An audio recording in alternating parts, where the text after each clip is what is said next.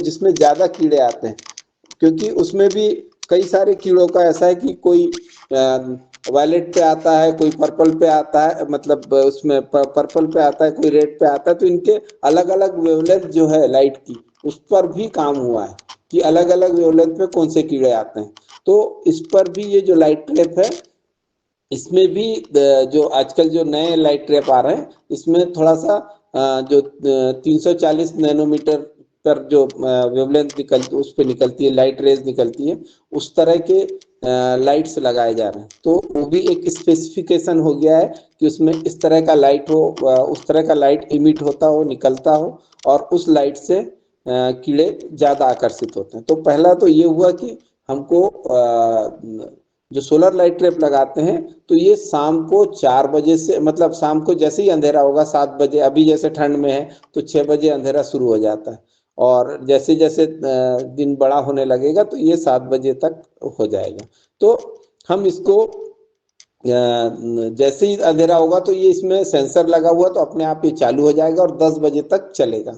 सामान्यतः जो नुकसान पहुंचाने वाले कीड़े हैं वो रात में आते हैं, वो रात में आते हैं और रात को आपकी फसलों को नुकसान करते हैं। पर जो हमारे मित्र कीट हैं वो सूर्य के साथ चलते हैं, तो वो सुबह होने के बाद ही आपके कीड़ों, आपके खेतों में भ्रमण करने आते हैं।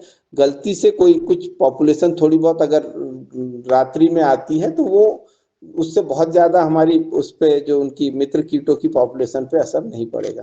पर सामान्यतः ये अंधेरे के बाद नहीं आते हैं, और सुबह मॉर्निंग में जब दिन निकलता है उसके बाद ही ये हमारी फसलों को नुकसान करते हैं। तो लाइट ट्रैप का उपयोग करें। फेरोमोन ट्रैप, फेरोमोन ट्रैप में सिर्फ ये है कि आपको पहले ये मालूम होना चाहिए कि हमारे खेत में कीड़ा कौन सा है। चने की इल्ली का, चने की इल्ली जो लगती है वो है या कटुआ है, या क्योंकि अलग अलग तरह के कीड़े हैं, तो आपके लिए फेरोमोन ट्रैप बदल जाएंगे। फेरोमोन जो ल्यूर होता है, उसकी जो उसमें कैप्सूल लगता है वो बदल जाएगा। तो ये आपको पहले पता होना चाहिए कि हमारे खेत में किस तरह की इल्ली आएगी। तो ये थोड़ा सा सामान्यतः जो चने की इल्ली का ही ल्योर लगाते हैं, कटवर्म का ल्योर नहीं लगाते। तो दोनों अलग अलग है, कटवर्म अलग है और चने की वो जो इल्ली है वो अलग है। दूसरा, भट्टे में अगर लगा रहे तो भट्टे में उसका फ्रूट एंड शूट पाउडर का आता है, उसका वो ल्यूर लगाते हैं। उसी तरह इसमें जो हमारा टमाटर में लगाते हैं, इसका यही जो हमारा चने की इल्ली है यही उसमें भी आती है। तो इस तरह हमको कीड़ों को पहचानना पड़ेगा। तो ये हमारे हुए लाइट ट्रैप वाला, फेरोमोन ट्रैप का। उसके अलावा स्टिकी ट्रैप आते हैं। ये सामान्यतः जो रस चूसने वाले कीड़े होते हैं, ये दिन में भ्रमण करते हैं, और ये जो दिन में भ्रमण करने वाले कीड़े हैं, इनको इनको पकड़ने के लिए पीला स्टिकी ट्रैप या नीला स्टिकी ट्रैप, मतलब इसमें चिपकने वाला पदार्थ होता है, जिससे कि हमारे जो पौधे हैं, उस पे जो कीड़े हैं वो जब भ्रमण करते हैं, सफेद मक्खी हो या एफिड हो, जैसिड हो, माहू या फुदका बोलते हैं उसको। तो ये जो कीड़े हैं इनको हम जब ये भ्रमण करते हैं तो उस पीले ट्रैप से टकराते हैं और उसमें चिपक जाते हैं। जब एक बार टकराए तो उससे निकल के वापस नहीं आते। तो ये इस तरह से हम इन कीड़ों को पकड़ सकते हैं, और इससे इनकी पॉपुलेशन को बहुत हद तक कंट्रोल कर सकते हैं। इनमें जो येलो स्टिकी ट्रैप है, ये 1 एकड़ में 25 से 30 लगाने होते हैं। फेरोमोन ट्रैप जो है 6 से 7 प्रति एकड़ लगाने होते हैं। और लाइट ट्रैप 1 एकड़ में एक लाइट ट्रैप, ये 1 से 1.5 एकड़ 2 एकड़ तक भी लाइट ट्रैप जो है, सोलर लाइट ट्रैप कवर करता है। तो ये हुई तितली को या वयस्क को पकड़ने की बात। दूसरा, जो अंडों को कंट्रोल करने के लिए, तो अंडों को कंट्रोल करने के लिए हमारे पास जो नीम ऑयल है, नीम ऑयल बहुत बढ़िया काम करता है, क्योंकि ये अंडों की जो उनकी जो जीवन मतलब जो जीवन है अंडों का, वो खत्म कर देता है। नीम ऑयल का उपयोग करें। दूसरा, NSK, नीम सीड कर्नेल एक्सट्रैक्ट।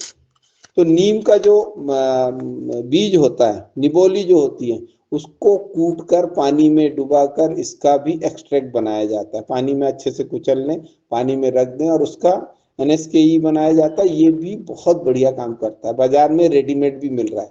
तो ये भी ये बहुत बढ़िया, बहुत प्रभावी होता है। तो नीम सीड कर्नेल एक्सट्रैक्ट इसका भी उपयोग कर सकते हैं, या हम अपने यहाँ जो निम्बोली रखी हो उसको कूट कर और उसको पानी में डालकर छान कर उससे उसका घोल बनाकर भी हम इसको पौधों में स्प्रे कर सकते हैं। तो ये दूसरा हो गया। ये अंडे को भी, नीम का जो तेल है ये अंडे को भी बहुत अच्छे से कंट्रोल करता है। तो ये हमारी दूसरी बात हुई कि हमने अंडे को कंट्रोल करने के लिए ये किया। दूसरा, कहीं कहीं पे जैसे सोयाबीन में एक वो आता है आपका बिहार जी, गर्डल बिहार बीटल। हाँ, गर्डिल बीटल की बात करेंगे। गर्डिल बीटल को कंट्रोल करने के लिए लाइट ट्रैप बहुत बढ़िया काम करेगा।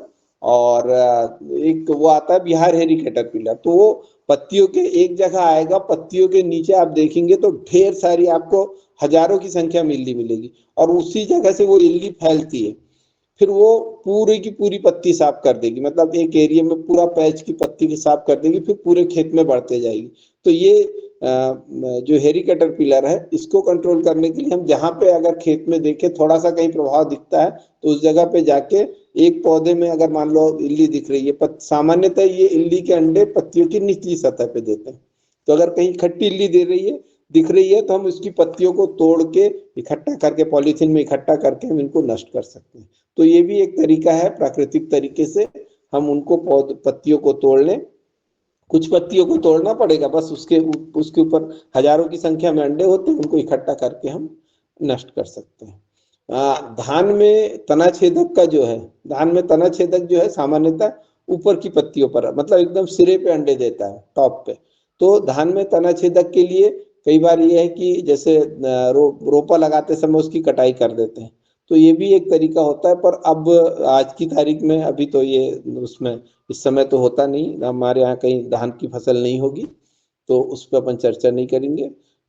इसके अलावा जो अब हमने बात की इल्ली की, अंडे की, और इल्ली इल्ली के कंट्रोल की बात करेंगे। तो इल्लियों में सबसे पहले हम बायो एजेंट की बात करेंगे। तो बायो एजेंट में बेवेरिया है, नामोरिया है, आपका मेटाराइजियम है, ये बढ़िया काम करते हैं। और इनका उपयोग अगर हम करते हैं तो ये हमारी फसलों को मतलब बहुत अच्छे तरीके से बचाते हैं। और एक बार अगर आपने स्प्रे कर दिया, जैसे आपने बेवेरिया का स्प्रे कर दिया, तो बेवेरिया की इल्ली जो मरेगी उस इल्ली को इकट्ठा कर लें आप, और फिर से उसको पीस के घोल बना के फिर से स्प्रे कर दे दूसरे खेत में।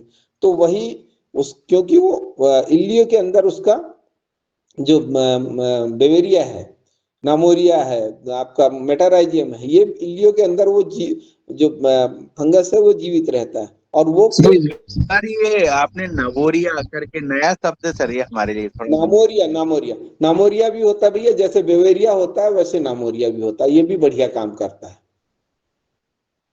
ये उसी तरह का फंगस है, ये बढ़िया, ये इसके भी अच्छे रिजल्ट हैं। जी और जी, तो ये जो है मेटाराइजियम, बेवेरिया और नामोरिया, ये बढ़िया इल्लियों को कंट्रोल करने के लिए बहुत बढ़िया माने जाते हैं। इसके अलावा जो सर, हमारे राकेश सकिंग पेस्ट गौड के जी लिए का अपनी जो हैंड रेज ले लूंगे सर? सर इनका राकेश बहुत गौड जी पहले का से भी हैंड यही रेज अपन, ले। राकेश भैया को अपन थोड़ी देर से ले लें, इसको कंप्लीट कर लेते हैं, फिर उसके बाद चर्चा शुरू जी करेंगे ना, तो उस समय फिर ले जी लेंगे। 1 मिनट या आपकी बात पूरी कर देता हूँ, आपके प्रश्न को मैं पूरा कर लेता हूँ, फिर उसके बाद अपन राकेश भैया को ले लें। जी, तो इनका शुरू में ही हो गया था असली में हैंड रेस। तो ये जो इल्लियां हैं, इल्लियों को कंट्रोल करने के लिए हम सबसे पहले तो इनका उपयोग करते हैं। दूसरा, अगर सकिंग पेस्ट है उसके लिए वर्टिसिलियम बहुत बढ़िया काम करता है। और दूसरा, जहाँ पे दीमक की समस्या हो तो वहाँ बेवेरिया बहुत बढ़िया काम करता है। मेटाराइजियम और बेवेरिया दोनों बहुत बढ़िया काम करते हैं। अगर यहाँ पे इनका उपयोग किया जाता है तो दीमक की समस्या को भी बहुत हद तक कंट्रोल करते हैं। और इसमें जो हमारा वो आता है, जो उस समय पिछले दिनों भी बात हुई थी, जो जमीन में जो इल्ली आती है उसके लिए, उसके कंट्रोल के लिए जो काटती है कटुआ इल्ली, उसके लिए भी हमारा बेवेरिया बहुत बढ़िया काम करता है। तो ये हुई इल्ली की बात। इसमें एनपीवी एक वायरस आता है, न्यूक्लियो पॉलीहाइड्रस वायरस, इसका भी बहुत बढ़िया काम करता है। इसको भी हम अपने खेतों में स्प्रे कर सकते हैं और ये कीड़ों में जितनी भी इल्ली हैं इनमें बीमारी पैदा करता है, वायरल प्रॉब्लम पैदा करता है और कीड़े हमारे मर जाते हैं। तो इल्लियों का भी कंट्रोल बहुत हद तक हो जाता है। तो ये जितने भी हम चीज़ों का उपयोग कर रहे हैं ये लगभग 80 से 90% जो हमारी कीड़े की पॉपुलेशन है उसको खत्म कर देते हैं। तो इससे किस मतलब प्रकृति को भी कोई नुकसान नहीं होता कि हमारे कीड़े पूरे खत्म हो गए, क्योंकि प्रकृति में एक संतुलन बनाए रखना जरूरी है। तो दोनों तरह का काम हो रहा, हम दवाइयाँ नहीं डाल रहे तो हमारा कीड़ों का जो कीड़ों से जो नुकसान होना था वो भी बच रहा है। इसके अलावा तीसरी स्थिति जो हमारी चौथी स्थिति होती है प्यूपा अवस्था, इसके लिए हमको गर्मी में या दूसरे समय में काम करने की आवश्यकता होती है। सामान्यतः प्यूपा जो होता है ये किसी भी कीड़े की इल्ली जब मोटी होती है वो खा लेती है, पेट भर भोजन कर लेती है, तो पेट भर भोजन करने के बाद फिर ये इसमें हर हर मतलब आप उसकी एज के हिसाब से हर हफ्ते उसमें एक लेयर चढ़ती है, वो काइटिन की लेयर चढ़ती है, धीरे धीरे मोटी होती जाती है इल्ली। और कुछ दिन बाद वो जब उसका साइज पर्याप्त बढ़ जाता है तो वो इल्ली किसी पत्ती में लपेट लेती, अपने आप को लपेट लेती है या किसी डंठल के अंदर घुस जाती है और फिर वो अपने आसपास एक आवरण बना लेती है, वो सुरक्षात्मक आवरण बनाती है। उस दिन तक वो, उसके बाद वो रेस्टिंग स्टेज में रहती है और रूप परिवर्तित करती है, इसको बोलते हैं मॉडिफिकेशन। तो ये जो हमारा हिंदी में इसको कायांतरण बोलते हैं। तो ये जो इल्ली है वो बात किस में परिवर्तित होती है, वयस्क कीट में। तो इसके लिए वो जमीन में रहेगी या पौधों की पत्तियों में रहेगी, तो हमको ये अवस्थाएं पहचाननी है। और सामान्यतः ज्यादातर 90% कीड़ों की जो संख्या है, जो प्यूपा अवस्था है, वो जमीन में रहती है। तो अगर हम जमीन में गर्मी में गहरी जुताई करते हैं या जुताई करते हैं तो इससे ये जो इल्लियां हैं जो मतलब प्यूपा है वो जमीन के ऊपर आ जाते हैं, तो सूर्य की गर्मी में खत्म हो जाते हैं। कुछ हमारे जो छोटे छोटे हमारे जो पक्षी हैं ये आपने देखा होगा बीनते रहते हैं, जैसे ही हमारा ट्रैक्टर चलता है, हल चलता है तो उसके पीछे बगुले और दूसरे पक्षी आपके रहते हैं और वो इन कीड़ों को बीन बीन कर खा जाते हैं। तो जब हमको हर लेवल पे कंट्रोल करने की आदत होनी चाहिए। अभी हमारा कंट्रोल सिर्फ कहाँ होता है, इल्ली पर। तो अगर हम हर स्टेज पर अगर कीड़ों को कंट्रोल करना सीख लें तो मैं समझता हूँ काफी हद तक हम जो हमारा जो कीटों का जो प्रकोप है उसको हम कम कर सकते हैं। ये हमारी बात हुई इल्लियों को कंट्रोल करने की, और ये इसके जो जैविक तरीके थे उस पर हमने बात की। इसके अलावा जो हम घोल बनाते हैं, काढ़े बनाते हैं, तो काढ़ा बनाने में हम नीमास्त्र बनाते हैं, गौमूत्र के साथ नीम का काढ़ा बनाते हैं। 5 लीटर गौमूत्र लेते हैं, 2 किलो नीम की पत्ती लेते हैं, पीस लेते हैं और उसको नीम के साथ सड़ा के बनाते हैं या पका कर बनाते हैं। तो इस तरह से काढ़ा बनाते हैं, उसको भी हम स्प्रे कर सकते हैं। इसके अलावा हम ब्रह्मास्त्र बनाते हैं, अग्नेयास्त्र बनाते हैं। हमने पिछली कक्षाओं में इन सब चीजों को पढ़ा है।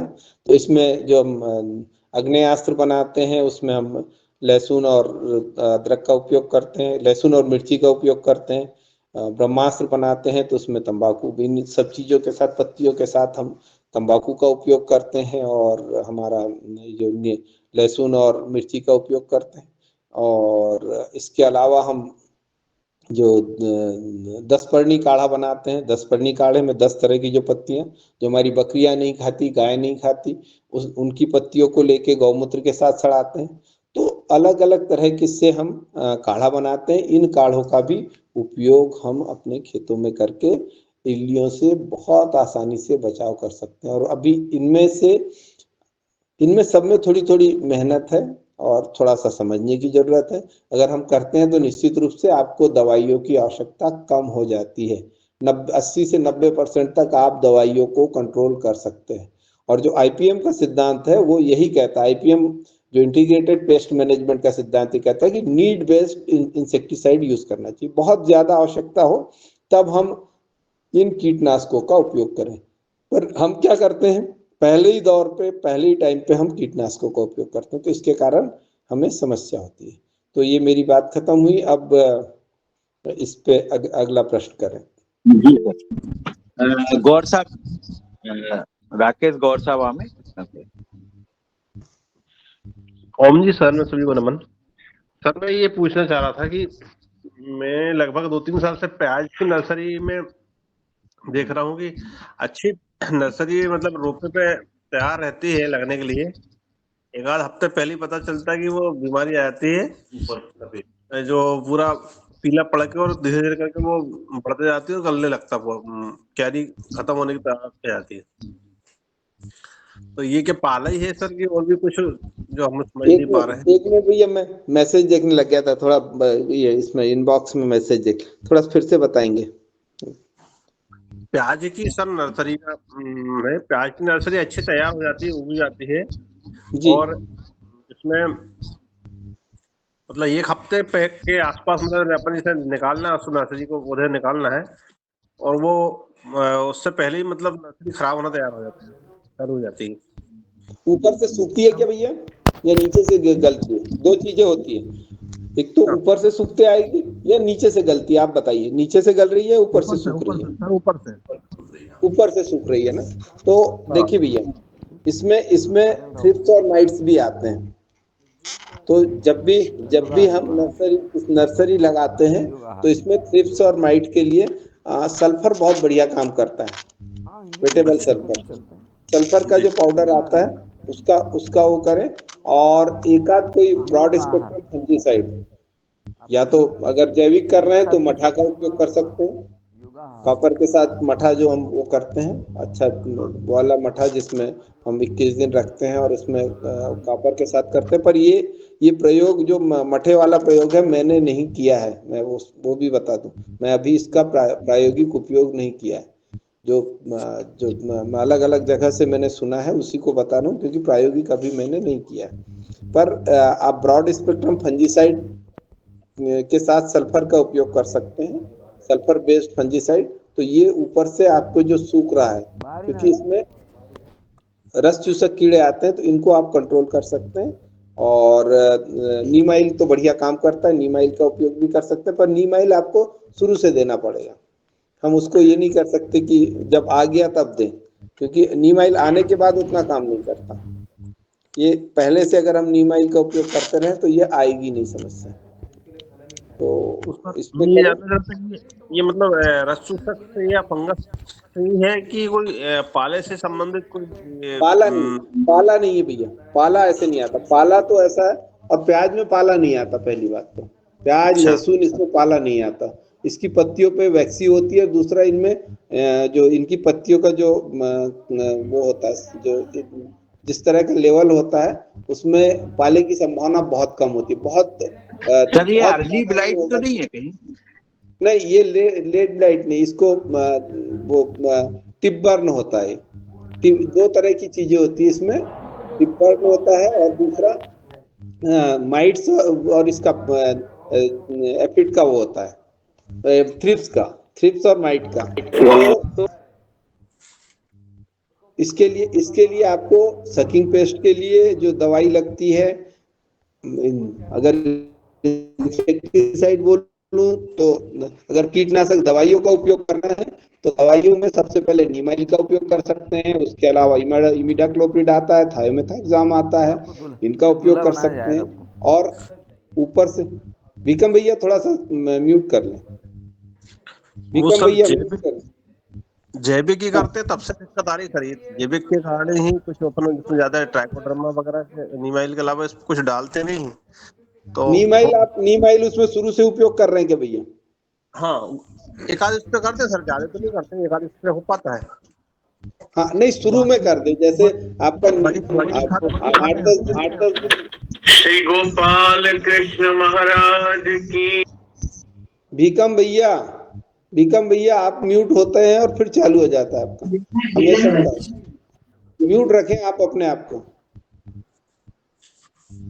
जी हाँ राकेश भैया।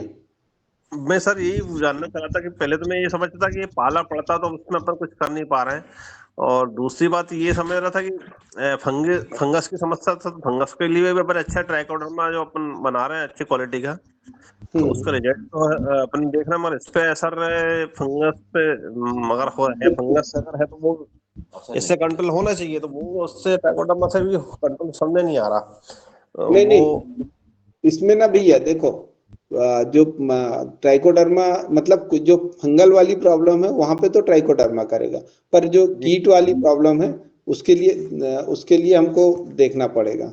और दूसरा ये कि इसमें जो फंगस आ रहा है वो सिस्टेमिक फंगस आता है, तो वो उसको उसको आपको सीड से लेके पूरा मतलब आपको वो करना पड़ेगा। जमीन में आप मिला रहे हैं उसको ट्राइकोडर्मा? नहीं, स्प्रे करके डालते हैं सर, वो जो अपन बुआई करते हैं और हाँ, पानी की सिंचाई करते हैं, उसी समय अपन ट्राइकोडर्मा का स्प्रे कर देते हैं पानी के साथ। अच्छा, तो थोड़ा सा उसको ना, जैसे अपन वो डालते हैं ना, मतलब अभी उसमें खेत में डलने के बाद आ रहा है या रोपा में आ रहा है ये आपकी? नहीं सर, ये रोपे में आ रहा, रोपा भी मतलब अच्छा तो, तैयार हो जाता है, मतलब हाँ, तो लगभग रोपे के साथ ना, 8 आता है। रोपे में आप शुरू में वो जो आप खाद के साथ जब उसको ढकते हो ना बीज को, तो जी बीज को ढकते समय उसमें जो जिस चीज से ढक रहा है उसमें ट्राइकोडर्मा और स्यूडोमोनास मिला दे। ठीक है। जब बीज आपने डाला खेत में, जब नर्सरी में आप बीज डालते हो ना, तो हाँ हाँ नर्सरी हाँ। में बीज डालने के बाद ढकते हैं उसको, तो ढकने के लिए आप गोबर की खाद का उपयोग करें और उसमें हाँ। आप ट्राइकोडर्मा और स्यूडोमोनास मिला दें उस गोबर की खाद में या वर्मी नहीं, कंपोस्ट में। सुडोमोनास तो ठीक, करने में लगा, ट्राइकोडर्मा तो मिलाया सर उसमें तो अपन ने, मतलब स्प्रे दोनों करा, चीज मतलब दोनों चीज टोटल उसमें फैल जाता हो तो ट्राइकोडर्मा तो। हाँ, दोनों चीज कर लें। और दूसरा, हाँ ये जो सकिंग पेस्ट के लिए है उसका स्प्रे आपको करना पड़ेगा। आप हाँ, चाहे तो ये नीम ये ऑयल नहीं। वाला करें या वर्टिसिलियम करें या कोई इंसेक्टिसाइड उपयोग करें, क्योंकि वो बहुत सीवियर आता है उसमें। आप इसमें भी देखेंगे, लहसुन में भी आता है, प्याज में भी आता है, तो थ्रिप्स और माइट्स इसमें बहुत तेजी से आते हैं, तो वो उस पर थोड़ा सा देखना पड़ेगा। सर बहुत बहुत अच्छा और बहुत गहरी जानकारी मिल रही है। सर एक मन में जिज्ञासा आती है कि जैसे पानी आने के पहले आप हमें मौसम बता देते कि भाई बारिश आने वाली है या इतना टेम्परेचर है, इतना ऐसे सर हमें हमारे खेतों में अगर केबीके के कुछ वैज्ञानिक ये बता दें कि अब इल्ली अंडे दिखने लगे हैं वो अपनी लैब से, और वो ये प्रसारित करते हैं कि भाई अब आपके खेतों में इल्ली आ गई है और अंडे आ गए हैं, तो इसके पहले बहुत कम परसेंटेज में मेरे ख्याल वो कंट्रोल हो जाएगा सर।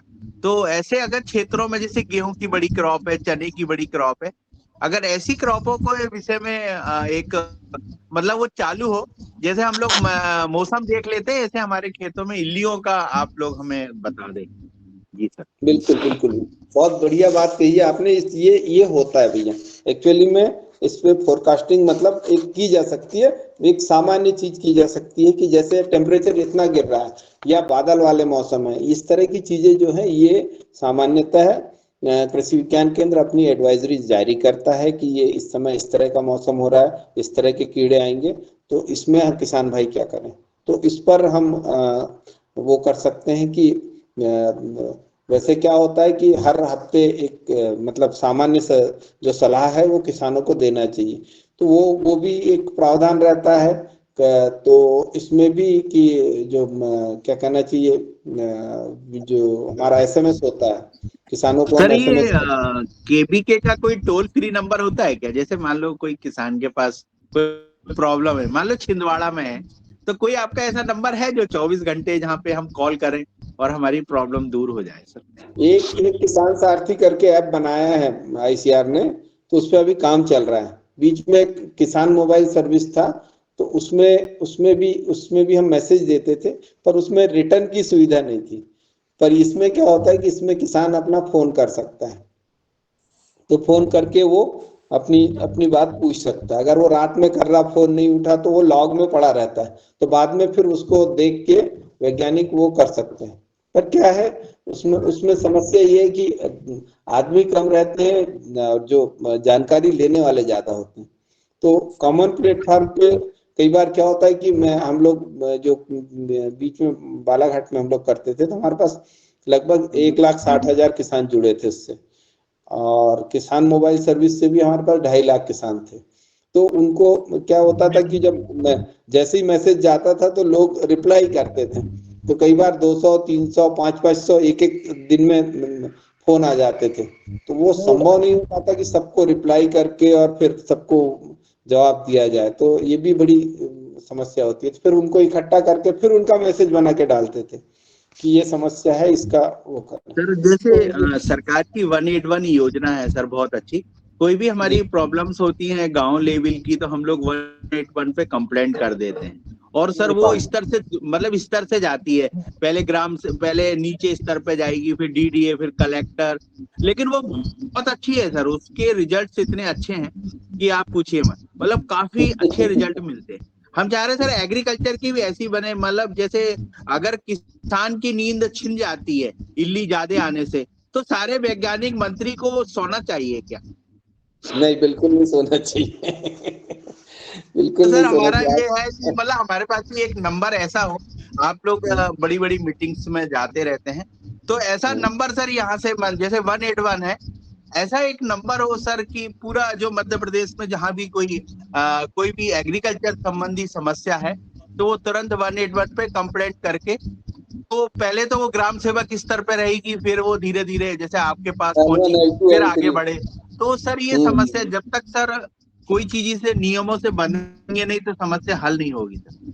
तो मेरा कहना है कि सर आप लोग मीटिंग में इस चीज को हमारी तरफ से जरूर उठाइएगा, क्योंकि हमने देखा है सर सरकार में मेरे पिताजी नीति में भी रहे, नीति आयोग में भी रहे, पर हमने देखा सर कि वहाँ बड़े बड़े लोग ही रहते हैं, जनरल जो नीचे से जुड़े जो किसान हैं उनका सर वहाँ पे जब नीति बनती है तो वहाँ रहते नहीं है, तो इस और कारण हम लोगों की वो जो बोल भी नहीं पाते। समस्या है।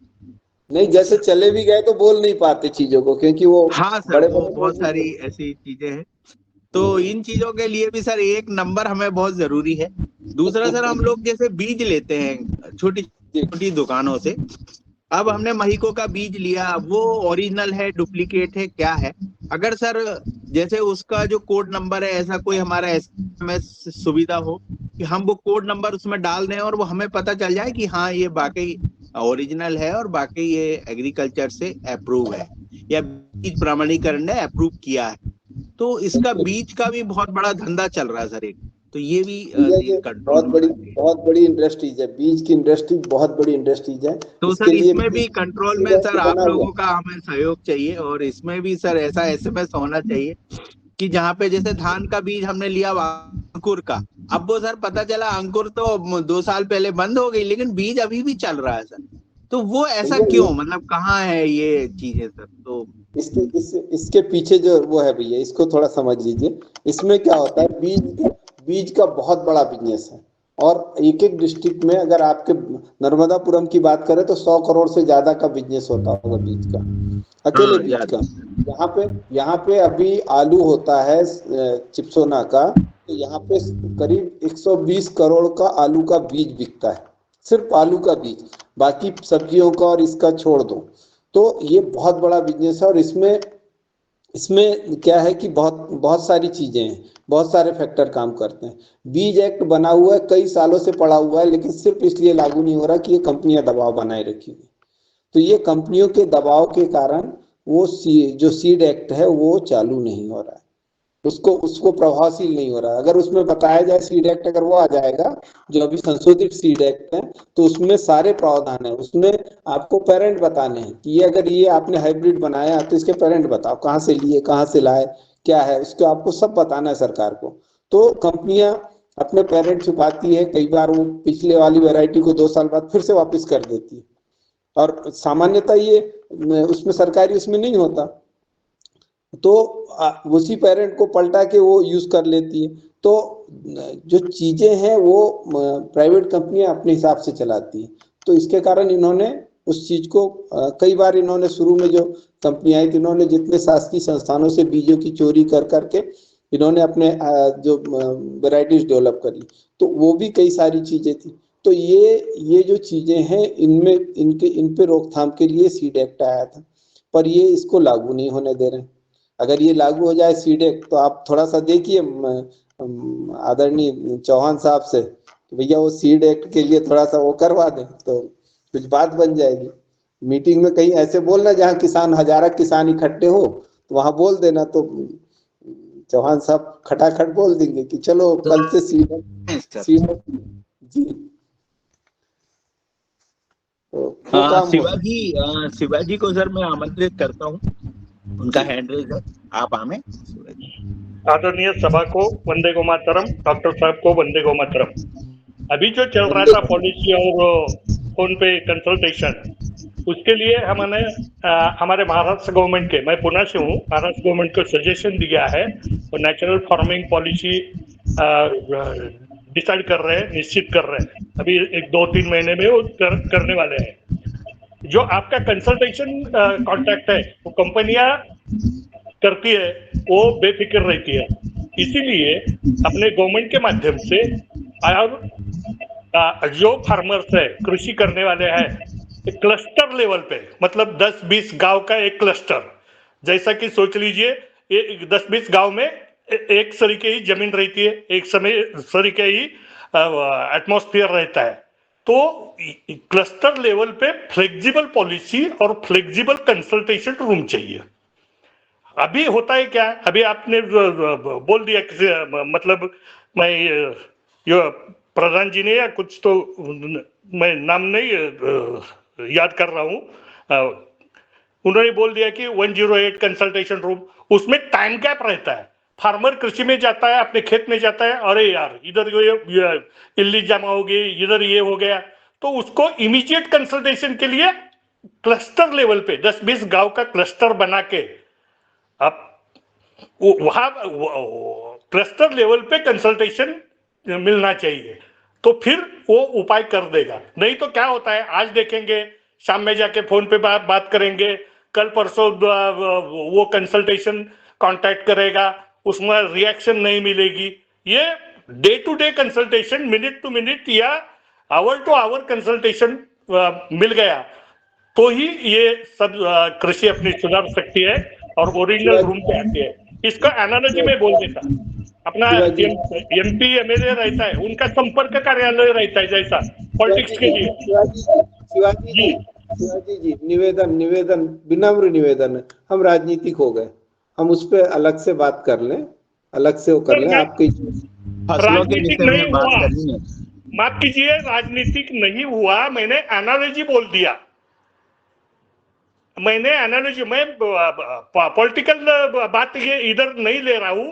उस तरीके से अपना फार्मर्स के लिए कंसल्टेशन संपर्क कार्यालय होना चाहिए, वहां पे उसको गाइडेंस मिलना चाहिए, बीज के बारे में हो, बुआई के बारे में हो, खाद के बारे में हो, नेचुरल फार्मिंग के बारे में हो, मार्केटिंग के बारे में हो, ऐसा कंसल्टेशन रूम मैं बोल रहा हूँ। बात कीजिए। देखिए शिवाजी जी, हम लोग जिस मंच से जुड़े हैं, यहाँ पर हम कोई बात रख तो रहे हैं, पर इससे ये ठीक है, विचार आना चाहिए, पर उस पर पूरा ये विचार होना चाहिए उस पर, और विचार करके कि हम इसमें से कोई व्यक्ति अगर इसको आगे ले जा सके तो उस पर चर्चा होनी चाहिए। पर हम इस पे, क्योंकि हमारे पास कोई उस तरह का हम कोई मंच है नहीं कि हम इनका सॉल्यूशन ढूंढ सके। बहुत सारी चीजें अभी अगर एग्रीकल्चर की बात करें तो कृषि में हमारे पास बहुत काम करने को, पर सरकार कृषि प्रायोरिटी नहीं है। आप ये समझिए, किसी भी दुनिया की कोई भी सरकारें हैं, उनकी प्रायोरिटी एग्रीकल्चर नहीं है, उनकी प्रायोरिटी है इंडस्ट्रीज। क्यों? क्योंकि जब देश को उनका स्पष्ट मानना है जो आज की तारीख में, कि अगर इंडस्ट्रीज पे ज्यादा वो करेंगे, हमारे देश का लगभग आज भी 45% एग्रीकल्चर से आता है जीडीपी का, और जो बड़े देश हैं, विकसित देश है, उनका 18% 16% जीडीपी से आता है। आप इसको समझिए। तो सरकार ज्यादा सब्सिडी देती है, इंडस्ट्रीज को ज्यादा बढ़ावा देती है, ताकि एग्रीकल्चर पे, ये नहीं कि एग्रीकल्चर पे ध्यान नहीं देती है सरकार, ऐसा नहीं है, पर प्रायोरिटी सरकार की इंडस्ट्रीज होती है। तो हमको इसको भी समझना पड़ेगा, और कितना पैसा सरकार खर्चा कर पाती है ये भी विषय है, पर हम उस पर नहीं जाए, वो हमारा विषय नहीं है। मैं निवेदन ये कर रहा था कि हम सर मुन्नी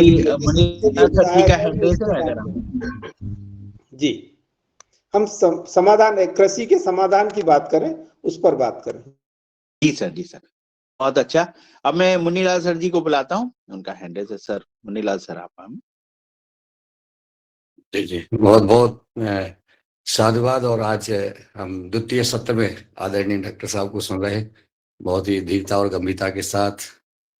आदरणीय शरद वर्मा जी जैसे प्रश्नकर्ता और आदरणीय डॉक्टर रुसला जी जैसे समाधान करता, बड़ी आनंद आ रहा है। किसानों के हित में जो आज चर्चा हो रही है, हमारा निवेदन है, जैसा आदरणीय शरद वर्मा जी ने डॉक्टर साहब से जो सवाल किया है, अगर इनका, चूंकि आप माननीय हमारे नरेंद्र मोदी जी से सम्मानित हैं, आपका वर्चस्व है किसानों में है, और उधर आप अगर इसको डॉक्यूमेंटली लिख ले और लिख करके आदर माननीय शिवराज सिंह चौहान जी को अगर अपन देते हैं, तो निश्चित मुझे पूर्ण विश्वास है कि वो गंभीरता से लेंगे। निर्णय जो भी होगा पॉजिटिव होगा, किसानों के हित में होगा।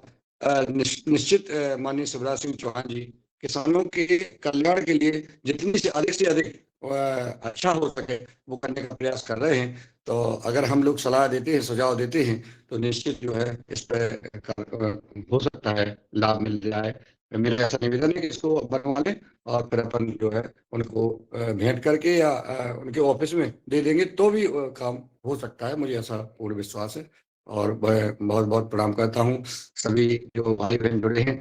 चूंकि अभी 2-3 दिन से चूंकि पतंजलि पीठ में हूँ तो ज़्यादा नहीं सुन पा रहा हूँ, लेकिन जो लगातार व्यवहार कार्यक्रम का प्रसाद चल रहा है, जो भी भाई बहन इसमें समर्पण भाव से सहयोग कर रहे हैं, सहभागी बन रहे हैं, निश्चित ये भी एक पूजा है, एक कर्म पूजा होती है, उसको आप लोग कर रहे हैं। उसका सदा आप लोग सपरिवार पूरे समाज और देश के लिए जो उत्थान का काम कर रहे हैं, इसके लिए मेरी हार्दिक बधाई और शुभकामनाएं। ईश्वर से प्रार्थना करता हूँ कि आप लोग सदा सुखी और स्वस्थ रहें और समृद्ध बने। ओम।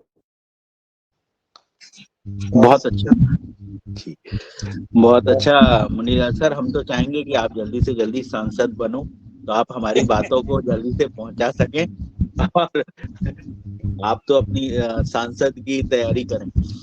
तो मैं सर, एक आजकल बड़ी प्रॉब्लम आ रही है, जैसे गुलाब की हम कलम लगा रहे हैं तो वो थोड़ी सी पल जाती है और फिर सूख जाती है, तो वो क्या? हाँ, देखिए, गुलाब की कलम जो निकलती है उसका तकनीक समझिए। वो जो निकलती है वो एक्चुअली उसमें जो गुलाब की कलम में जो दम होती है उसके कारण निकलती है, पर वो सूख जाती है इसलिए क्योंकि नीचे से उसमें उसको सपोर्ट नहीं मिला। तो हम दो चीज का ध्यान दें। रूटिंग होना चाहिए। जब भी हम गुलाब की कलम लगा रहे हैं तो उसकी जड़ों से रूट निकलना चाहिए। तो उसके लिए IBA करके आता है, इंडोल ब्यूटेरिक एसिड, रूटेज के नाम से या अलग अलग नाम से बाजार में मिलता है। इंडोल ब्यूटेरिक एसिड एक हार्मोन है।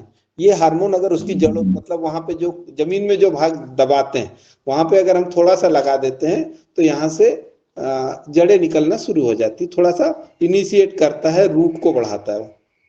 इसका उपयोग करें तो आपकी समस्या नहीं आएगी। वो उस मतलब उस जमीन में आप आराम से लगाएंगे। और थोड़ी सी रेत रखें उसमें, जहां पर भी आप लगा रहे हैं वो रखें तो थोड़ा सा पोरस रखें, मतलब बहुत ज्यादा हैवी सॉइल अगर होगी तो सूखेगी। आप अगर काली मिट्टी में लगाएंगे तो संभावना है कि आपकी जड़ें बनने में टाइम लगता है और वो पौधा सामान्यतः सूख जाता है। तो इसका ध्यान सर, रखें। कुछ गुलाबों में देखा सर, नीचे की जैसे जड़ें तो आई पर कुछ चीज खा गई सर उनको, जैसे कोई ऐसा लगता है कि वो जड़ों को कुछ डैमेज हुआ और उसकी वजह से। तो थोड़ा सा बेवेरिया का उपयोग करें जमीन में, बेवेरिया का उपयोग करें, और ये अपने जो ट्राइकोडर्मा स्यूडोमोनास इसमें से कुछ वो डाल दें। तो जहां भी हम वो करते हैं, क्योंकि जो वो है जमीन में आने वाले कीड़े हैं वो भी नुकसान करते हैं, फंगस भी, क्योंकि बहुत उस समय वो कटा हुआ भाग रहता है। तो वहां पे या तो कोई हम उसको भी ट्रीट कर दें बेवेरिया से, इससे अपने स्यूडोमोनास से। जब हम कटी वाली कटिंग लगाते हैं ना जमीन में, तो उसको भी हम बेवेरिया से ट्रीट कर दें तो नीचे उसमें जो फंगस लगने की उसकी संभावना होगी, कीड़े लगने की वो नहीं होगी। इस बार सर सोयाबीन में हम लोग व्हाइट फ्लाई से बहुत परेशान रहे, बहुत बार बार आई। क्या कारण से के कारण है सर? व्हाइट फ्लाई का बहुत ज्यादा मतलब नुकसान करती है सर। देखो भैया, एक तो क्या है, नेचर का जो बैलेंस है वो डिसबैलेंस हो रहा है। मतलब एक कीड़ा, आपने देखा होगा कि जब इल्लियां आती हैं तो दूसरे कीड़े कम आते हैं। जी। हाँ, तो अब हमने इल्लियों को कंट्रोल कर लिया तो सकिंग पेस्ट बढ़ते हैं। और दूसरा, ये जो दवाइयां स्प्रे करते हैं इल्लियों के लिए, जो दवाइयां स्प्रे करते हैं, जैसे जितने साइपरमेथ्रिन रूट, जो मेथ्रीन वाले ग्रुप है ना भैया, अल्ट्रा मेथ्रीन, डेल्टा मेथ्रीन, साइपर मेथ्रीन, ये जो इसको सिंथेटिक पायरेथ्राइड बोलते हैं, सिंथेटिक पायरेथ्राइड। ये पायरेथ्राइड ग्रुप जो है ये सकिंग पेस्ट को बढ़ाता है, व्हाइट फ्लाई को बढ़ाता है, मतलब उनको सपोर्ट करता है। तो अगर ये सिंथेटिक पायरेथ्राइड उपयोग हो रहा है तो आपके जितने भी है 505 और अलग अलग तरह के जितने उपयोग हो रहे हैं, इनमें सबसे ज्यादा यही है। और सबसे जब हाँ इनका उपयोग ज्यादा हो रहा है इल्ली मारने के लिए, तो इल्ली मारने के लिए इनका उपयोग हो रहा है, तो वो दूसरी पॉपुलेशन को बढ़ा रहे हैं, उनको सपोर्ट कर रहे हैं। तो उसमें थोड़ा सा हम कंट्रोल्ड वे में अगर इंसेक्टिसाइड का, कीटनाशकों का उपयोग करते हैं, क्योंकि भाई आप जैविक कर रहे हैं पर बाकी तो सब कुछ और कर रहे हैं। कोई मेटाराइजियम हर आदमी तो नहीं डाल रहा, हर आदमी वर्टिसिलियम और बेवेरिया का उपयोग नहीं कर रहा। तो ये सबके यहाँ मतलब हजारों टन में आपका जो ये है सिंथेटिक पायरेथ्राइड ये उपयोग हो रहा है, तो वो आपकी सकिंग पेस्ट को बढ़ा रहा है। सर इस बार हमने थोड़ा सा ट्राइकोडर्मा ज्यादा यूज कर लिया था, तो हमारे पिताजी ने ये देखा सर कि कुछ नाइट्रोजन की कमी हुई वहां पे, मतलब ऐसा लगा कि कुछ जो है ज्यादा डलने से शायद उसने क्या चीज ऐसी खाई है, तो उससे थोड़ा सा मतलब कहते हैं पीलापन जो वो ज्यादा ट्राइकोडर्मा डलने से भी कुछ असर होता है अगर देखना पड़ेगा। एग्जैक्ट अपन उनसे बात करेंगे, चौहान साहब से बात करेंगे, क्या पॉपुलेशन ये ट्राइकोडर्मा की पॉपुलेशन बढ़ती है तो क्या ये नाइट्रोजन रिक्वायरमेंट उसकी बढ़ती है, क्योंकि कुछ ना कुछ तो वो खाएगा, कोई भी जीव है, सूक्ष्म जीव है, तो अपने जीवन के लिए कुछ ना कुछ खाएगा, तो वो कहाँ से पूर्ति कर रहा है, ये देखने वाली बात है। तो ये एक बार चौहान साहब से अपन बात कर लेंगे कि क्या ये ट्राइकोडर्मा के इस तरह से भी उसकी रिक्वायरमेंट कितनी होती है, क्योंकि भोजन तो चाहिए हर किसी को। अब वो भोजन कहाँ से ले रहा है, अगर वो भोजन वहीं से ले रहा है जहाँ से हमारे पौधे ले रहे हैं, तो निश्चित रूप से फसल में इसका असर देखने को मिलेगा। या और भी दूसरे कारण भैया, एक चीज और भी हो सकती है, हम सिर्फ ट्राइकोडर्मा, क्योंकि हमको हमारे दिमाग में ट्राइकोडर्मा, खेती के साथ यही समस्या है कि उसके साथ ढेर सारे फैक्टर एक साथ चलते हैं। हम और भी कंडीशन देख लें, कोई ऐसी कंडीशन तो नहीं है जो नाइट्रोजन की अवेलेबिलिटी को कम करती हो, तो उस पर भी थोड़ा सा बात करें। जी सर आज बहुत अच्छी जानकारियां मिली आपसे और पूरे सदन बहुत ऊर्जावान हुआ और बहुत सारे पहलुओं पे सर आज चर्चा हुई। अभी किसी का संदेश भी नहीं है, समय भी हो गया है। और समापन के पहले एक बात कर रहा था। हाँ जी हाँ, मैं ये कह रहा था कि जो हमारा एग्रीकल्चर का जो वो है, रिसर्च का जो वो है फंड, वो लगातार कम होते जा रहा है। मतलब हर चीजों में हमारा पैसा बढ़ रहा है, लेकिन हमारा जो एग्रीकल्चर रिसर्च का पैसा है वो कम होते जा रहा है। तो इस पर जैसे भी आपकी कभी ऐसे सामान्य चर्चा हो, कभी ऐसा मौका मिल जाए बैठने की बात हो, तो इस पे जरूर चर्चा कीजिएगा, क्योंकि हमारी दोनों यूनिवर्सिटी इस स्थिति में है आज की मध्य प्रदेश की, बंद होने की कगार पे। मतलब उनको ढंग से पैसा नहीं मिल रहा। उनका जो बजट है, मतलब पंजाब जैसे स्टेट का जो बजट है वो 800 करोड़ का है और हमारे यहाँ का 80 करोड़ का है। और हमारा प्रदेश जो है उससे 2 गुना तो होगा ही। तो हमको ये समझना पड़ेगा कि हमारा एग्रीकल्चर रिसर्च और इस पे हमारा फोकस थोड़ा सा इस पर भी ध्यान जाए, क्योंकि कृषि हमारी मूल वो है।